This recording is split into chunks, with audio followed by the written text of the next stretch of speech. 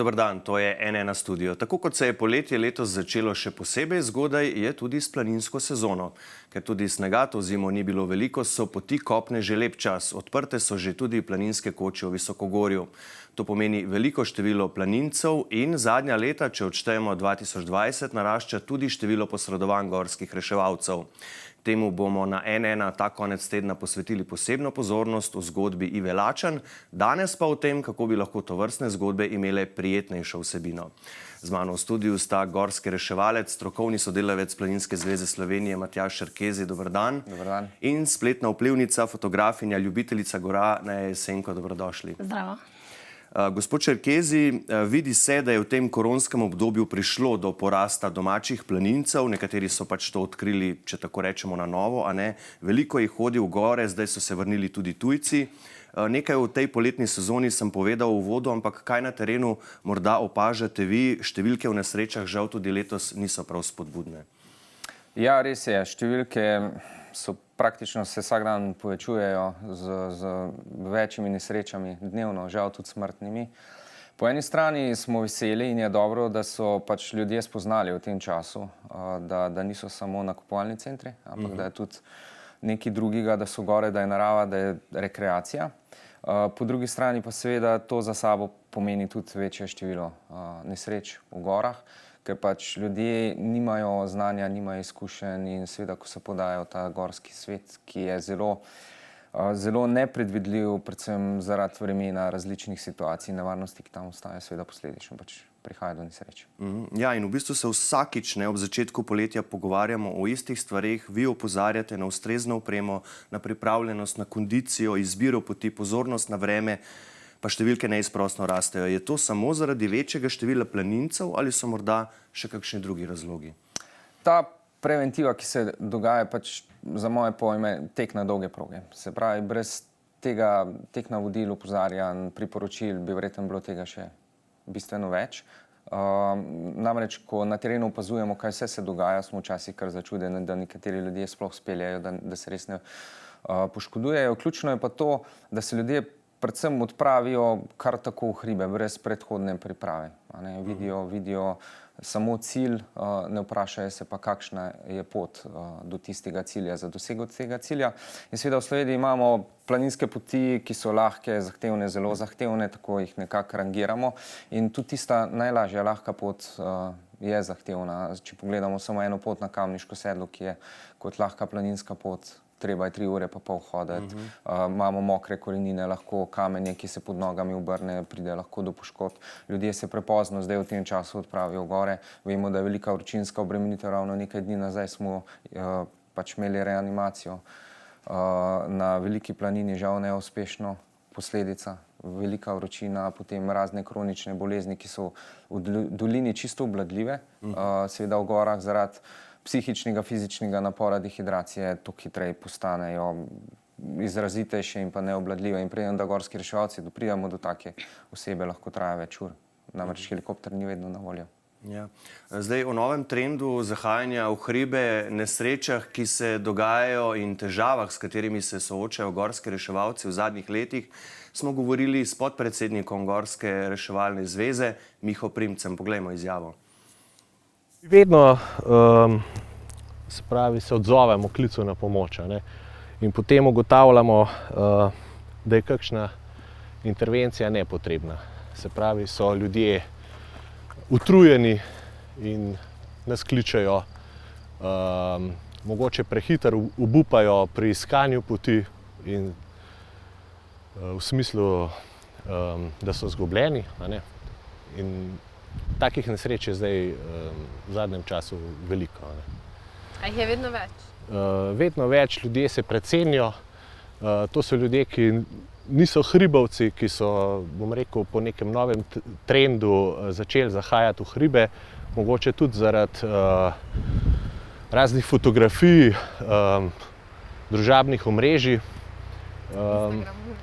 Tako Instagram in Facebook naredita tukaj veliko neke promocije za razne točke, ki so obiskane. Ja, trenutno se, bom rekel, vsi deležniki tega reševanja zavedamo tega problema in se o tem pogovarjamo.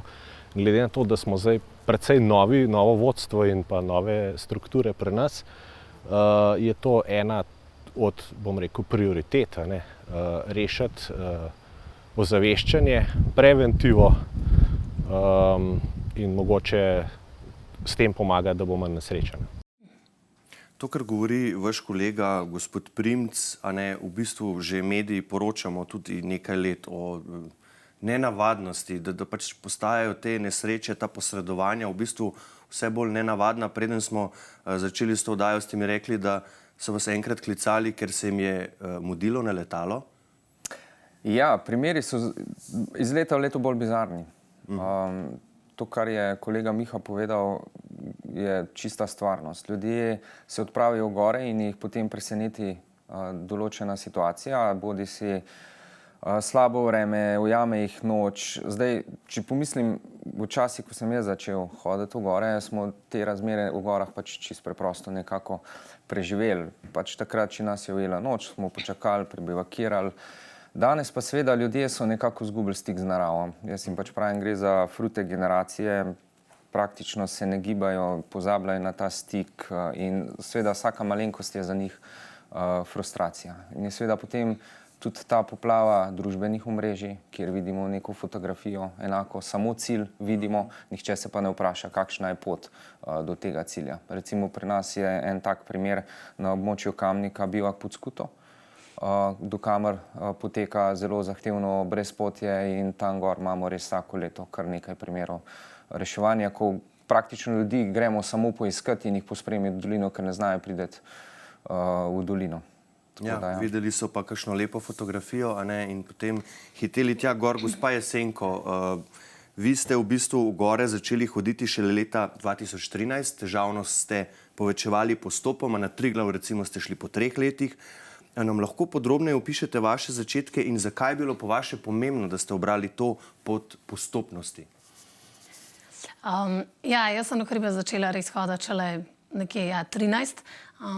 Na začetku sem hodila na Blegoš, pa podobne hribe, ki smo jih imeli v Poljanski dolini na dosegu roke. Je pa tako, jaz nisem bila rojena v taki družini, da bi že od majčkega hodila v hribe in bi jaz bila v ta svet že vpeljana. In zaradi tega, ker ko sem začela tudi malo više hoditi v hribe, sem jaz imela ob tem strahu spoštovanje. Pa poleg vsega tega, mene je bilo zmer najbolj strah to, da bi mene mogel zaradi tega, ker se jaz ne pripravim na turo ali pa zaradi tega, ker ne vem, nisem pač najbolj izkušena ali karkoli, da bi me mogli priti iskat gorski reševalci. Mene je bilo zmer to najbolj strah in še zdaj me je. Pač neroden bi mi bilo, res bi mi bilo neroden, ker tudi če se človek pripravi, se marsikaj v hribih zgodi. Zdaj, da pa še bolj na vrat na nos delamo stvari, se pa še toliko hitrej. Drugače, kar se pa tiče tega postopnega pač tempiranja za hribe, je bilo pa tako, da nisem hotela kar takoj na Triglav, niti mi ni bilo, ne vem, ni mi bilo to veselje. Pač jaz na začetku nisem imela toliko kondicije, in sem zaradi tega že, ko sem šla na Blegoš, ko sem prišla na vrh, sem bila tako utrujena in sem rekla, dobro je, pač počasi gre zmerno boljš. Pol je prišlo že do tega, da smo šli na Debelo peč, na Viševnik, pol že na Storžič. In pol, ker sem enkrat imela že par 2000 za sabo, ne vem, smo šli recimo na Storžič po drugi poti, ki je bila pač predvsej bolj zahtevna. In tudi recimo, ko sem se s starejšimi ljudmi pogovarjala, jaz nisem imela prijateljev, ki so bili tako stari, takrat, ko so hodili v hribe. Imela sem pa starejše gospe in sosede, predvsem recimo, ki so pa že od majhnih nog bili v gorah. In oni so mi dali take nasvete, recimo, preden greš na Triglav, pa je drajš na Storžič iz doma pod Storžičem. Ali pa pač na malo bolj take izpostavljene poti. In takrat, ki ti rata udoben, kad je okej, takrat greš višji. In tudi recimo jaz sem imela sestro, ki je rekla, da moramo iti na Triglav. In sem rekla, ne, nikad ti nisi pripravljena za Triglav, še jaz nisem bila na Triglavu, pač pa jim moraš na eno drugo pot, da najprej vidimo, a si ti sploh okej, če je prepaden, če so zajle, da vidiš, kako se ti s tem soočaš. In pol postopoma recimo smo šli tudi više. Ja, ker jaz mislim, da če se na ta način lotaš hribov, na ta način lahko manj tvegaš, pa manj riskiraš enkrat, ki greš toliko višji. Je to tisti pravi način, na katerega ves čas opozarjate, gospod Čerkezi, je to? Ja, sigurno je postopnost tista ključna. Se pravi, ne zajemati stvari z veliko žlico in takoj usvajati najvišje vrhove.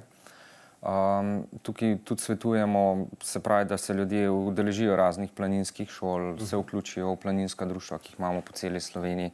Se pravi, da spoznajo te ljudi neko družbo, da morda, če imajo neke visoko leteče želje, pa imamo pač v Sloveniji zato izšolane gorske vodnike, planinske vodnike in se pravi, lahko v gorski svet skupaj z njimi gredo na varnejši način. 100% nevarnosti nikoli ni. Tisti nek odstotek tveganja ali pa adrenalina je pač v gorah vedno prisoten, saj zaradi tega tudi v gore hodimo. Ampak dejstvo je, da mene osebno danes, ko hodim v gore, me je strah. Ko sem bil mulc, sem pač se počutil nesmrten, ampak nisem imel toliko izkušenj, kot jih imam danes. Je pa problem, da ljudje danes nekje pri 40-ih kasneje začnejo hoditi v hribe in 2 letih postanejo najboljši planinci, najbolj izkušeni in to znanje na napačen način prodajajo naprej.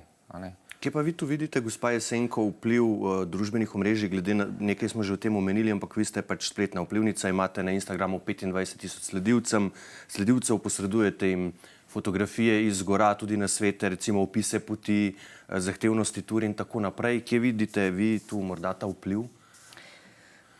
Ja, siguran je vpliv socialnih omrežij pri hribih ful močen. Recimo tudi že pred korono.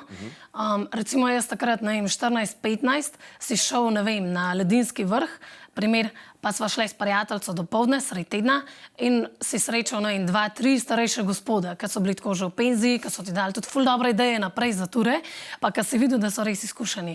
In takrat recimo si srečal 2-3. Zdaj greš sredi tedna, polet na ledinski vrh, to je bilo lani recimo, in srečaš ful veliko ljudi in to srečaš tako 4-5 mladih ljudi, ki recimo niti pozdravijo ne. Primer, že osnova, pač planinski bonton.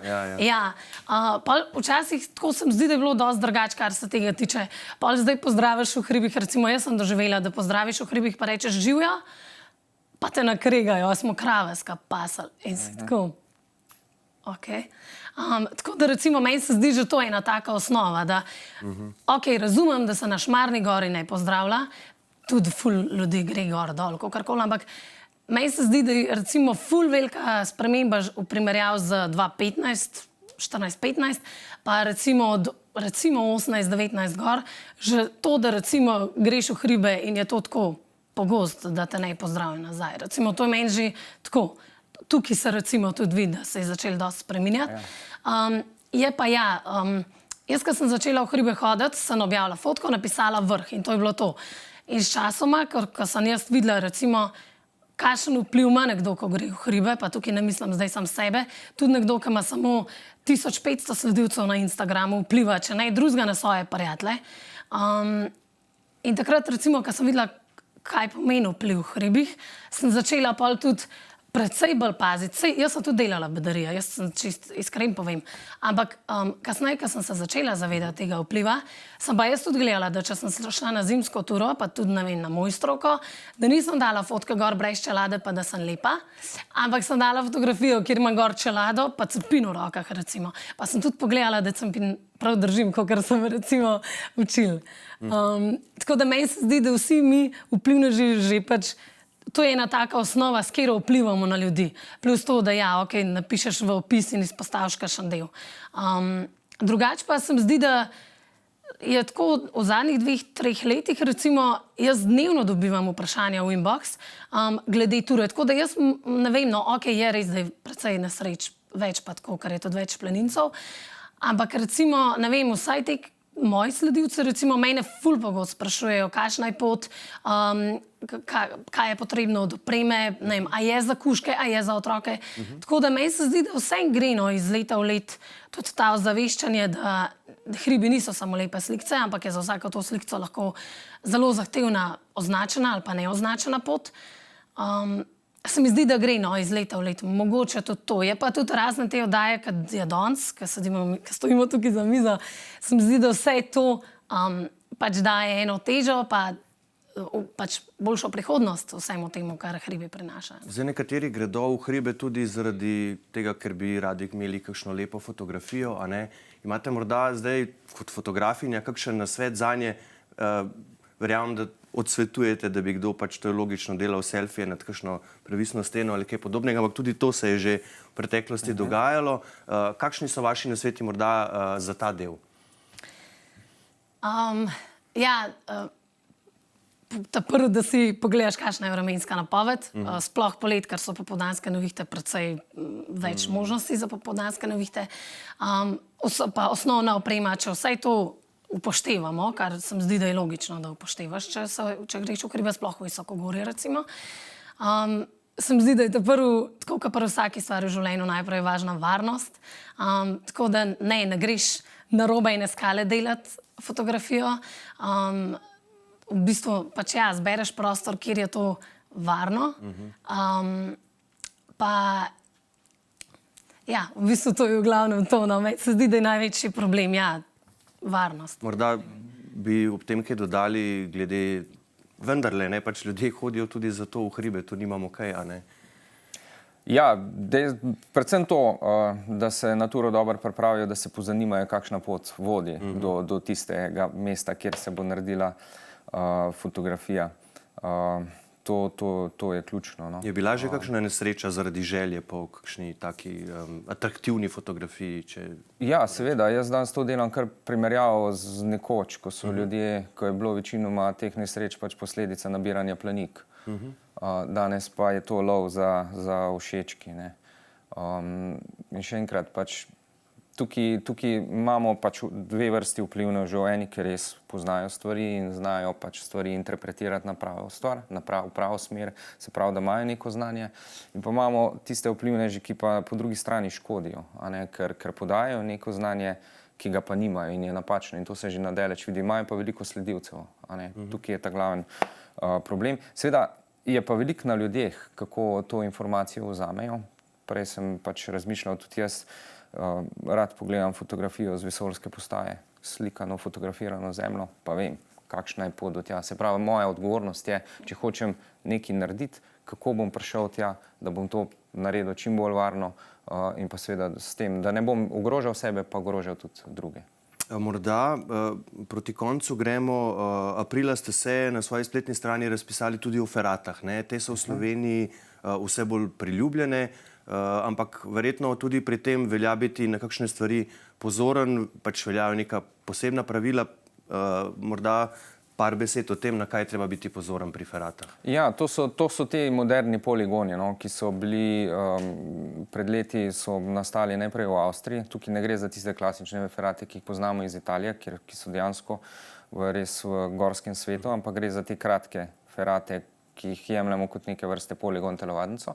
Ampak za gibanje po takem svetu, po takem terenu ponovno moramo imeti kot prvo primerno opremo. Tukaj mislimo čelado, plezalni pas, samorovalni komplet.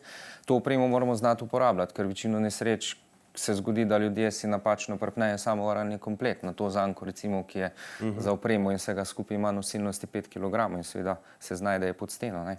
Tako da tukaj ponovno znanje uporabe opreme in pa predvsem izkušnje. V nasprotnem primeru svetujemo, da to opravi skupaj z gorskim vodnikom. Namreč čut padec v ta samorovalni komplet na tej ferati se bo končal s hudimi poškodbami. Tudi, če smo vse pravilno naredili, bomo pač utrpeli hude poškodbe. Gospa Jesenko, morda še nekaj vaših misli za konec. Zdaj pač vrhunec sezone v bistvu v planinah se je že začel, a ne? Kaj nas čaka to poletje v tem smislu? Kakšen nasvet? Jaz mislim, da je najbolj pomembno to, da poskrbimo najprej za varnost, da se, tako kot je že gospod povedal, pripravimo na naturo, da že prej pogledamo slike, da zdaj ne vžgemo Google Mapsa, pa gledamo, pa hodimo, ampak da, ne vem, če gremo po označeni poti v momentu, ko 5 minut ne vidiš markacije, greš po isti poti nazaj, najdeš markacijo in se pol greš naprej. To recimo se mi zdi zelo pomemben, da spremljamo. Drugače pa nič. Pač Slovenija je res lepa, ful imamo lepe hribe, planine, visokogorje itak. Ampak predlagam vsakmu, da gre tja, kamor je sposoben. Da se ne precenimo, če pa nismo lih najbolj sigurni, ampak imamo res ful željo, imamo pa res dobre gorske vodnike v Sloveniji, ki ga lahko najamemo, pa verjamem, da nam bo predstavil ta svet res na precej bolj varen način, kot če bi šli sami. Eno stvar je še izpostavila, tu bi še vendarle eno vprašanje vam postavil gospod Čerkezi, nove tehnologije. Ljudje se precejšnji meri zanašajo na Google Maps, po domače povedano, in na podlagi tega v bistvu snujejo, načrtujejo svoje ture. Je to lahko problem, v kakšnem smislu? Ja, to je velik problem. Ali vzamejo stare planinske karte, kjer dejansko tistih poti ni več, ali pa v današnji času tehnologije, ravno v Kamniku smo imeli v tem mesecu 2 primera nesreč na istem mestu, ko so pač ljudje preprosto vzeli telefon, pogledali Google Maps, prva črta, ki je bila v dolino, so šli po njej in seveda so končali nad prepadom. Tako da, ja, so aplikacije, ki so primerne za gore in uporabo na mobilnih telefonih. Tukaj je Locusmap, MapZS, kjer je noter celoten kataster planinskih poti, kjer se stvari ves čas osvežujejo.